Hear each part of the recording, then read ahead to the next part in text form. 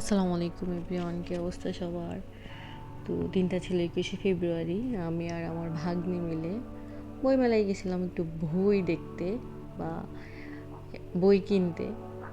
কিন্তু ভাই, আমি কল্পনাও করি নাই এত মানুষ, এত মানুষ, এত মানুষ থাকবো।